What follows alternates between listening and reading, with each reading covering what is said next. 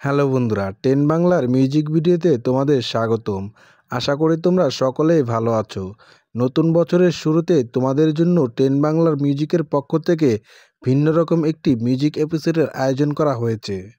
আজকের এই ভিডিওতে আমি তোমাদের জানাবো চায়না মুভিতে ব্যবহৃত ব্যাকগ্রাউন্ড মিউজিকগুলি যে ইনস্ট্রুমেন্টের সাহায্যে তৈরি করা হয়ে থাকে সেই ইনস্ট্রুমেন্ট সম্পর্কে।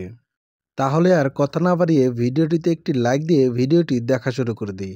আর চ্যানেলে যদি নতুন হয়ে থাকে তাহলে অবশ্যই চ্যানেলটি সাবস্ক্রাইব করতে ভুলবো না। ভিডিওর প্রথমেই রয়েছে চীনের ঐতিহ্যবাহী মিউজিক ইনস্ট্রুমেন্ট গুজিংয়ের সুর।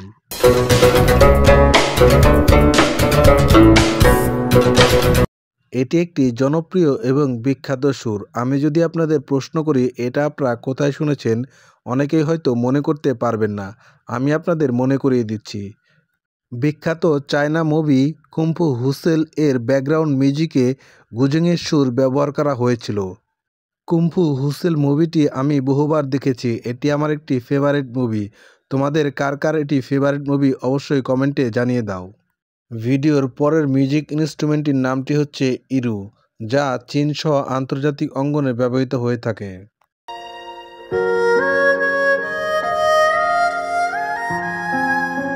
সত্যি ইরুর এবং মোহনীয় সুর শুনলে মন চলে যায় সুদূর চীনে। এছাড়াও আর্থ ফাইনাল কনফ্লিক্ট মুভির ব্যাকগ্রাউন্ড মিউজিকেও ইরুর মোহনীয় সুর ব্যবহার করা হয়েছে।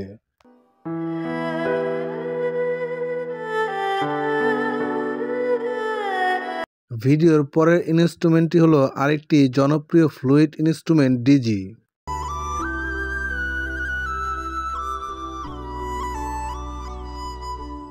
চায়না ছাড়াও আন্তর্জাতিক মিউজিক অঙ্গনে ডিজির মোহনীয় সুরে জনপ্রিয়তা রয়েছে।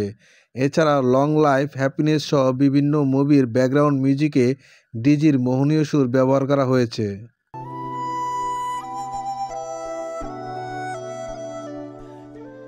আর ভিডিওর পরের মিউজিকটি হচ্ছে পিপা ইনস্ট্রুমেন্টের মিউজিক।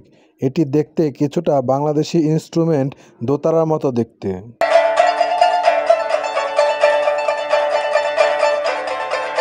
আইপি ম্যান, কুনফু মাস্টার সহ বিভিন্ন চায়না মুভির ব্যাকগ্রাউন্ডে পিপার ব্যবহার করা হয়েছে। এছাড়াও পিপার সুর সাধারণত কুনফু চলাকালীন সময়ে ব্যবহার করা হয়ে থাকে।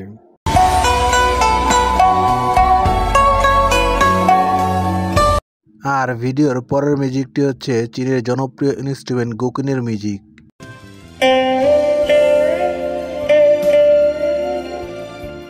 গুকিনের সুর সাধারণত স্লো মিডিয়ামের হয়ে থাকে।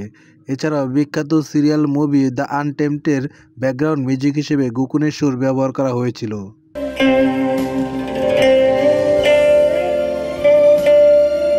আর ভিডিওর পরের মিউজিকটি হচ্ছে হুলুসি ইনস্ট্রুমেন্টের মিউজিক।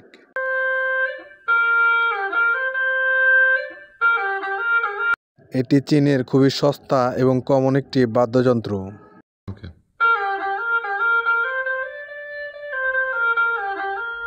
চীনের জাতীয় সংস্কৃতি সহ বিভিন্ন বিখ্যাত মুভির ব্যাকগ্রাউন্ডে হুলুসাইয়ের মিউজিক ব্যবহার করা হয়ে থাকে। আর ভিডিওর পরের ব্যাকগ্রাউন্ড মিউজিকটি হচ্ছে সোনার ব্যাকগ্রাউন্ড মিউজিক।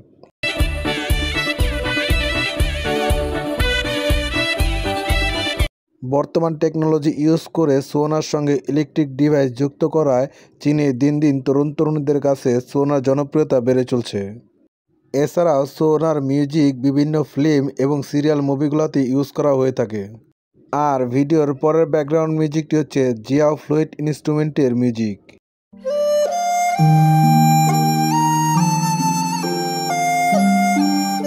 জিয়াও দেখতে মূলত বাংলাদেশি বাদ্যযন্ত্র বাঁশি, মানে যাকে বলা হয় আরবাঁশি।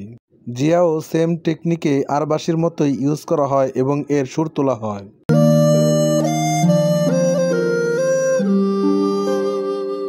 জিয়াওয়ের সুর অসংখ্য চায়না মুভির ব্যাকগ্রাউন্ডে ইউজ করা হয়েছে। এর মধ্যে অন্যতম হলো dragon power, China warrior, master of Shaolin ইত্যাদি উল্লেখযোগ্য।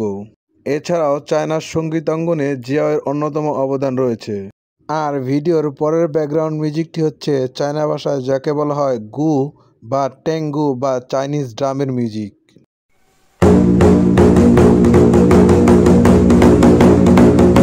চায়না কালচারাল উৎসব এমনকি চায়না গানের ব্যাকগ্রাউন্ডেও ড্রামের মিউজিক ইউজ করা হয়ে থাকে।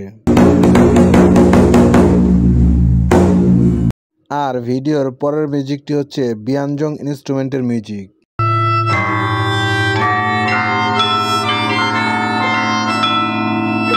বিয়ানজং হলো চীনের ঐতিহ্যবাহী সংস্কৃতির অংশ। বহুকাল আগে থেকে বিয়ানজংয়ের ব্যবহার হয়ে আসছে। পুরাতন মুভি এমনকি নতুন নতুন মুভির ব্যাকগ্রাউন্ডেও বিয়ানজংয়ের মিউজিক ব্যবহার করা হয়ে থাকে।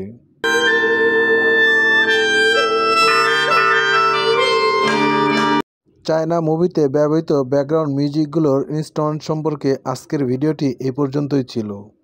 চায়না মিউজিক সম্পর্কে তথ্যগুলো ভালো লাগলে ভিডিওটিতে অবশ্যই একটি লাইক করে দেবেন এবং চ্যানেলে নতুন হলে অবশ্যই চ্যানেলটি সাবস্ক্রাইব করতে ভুলবেন না।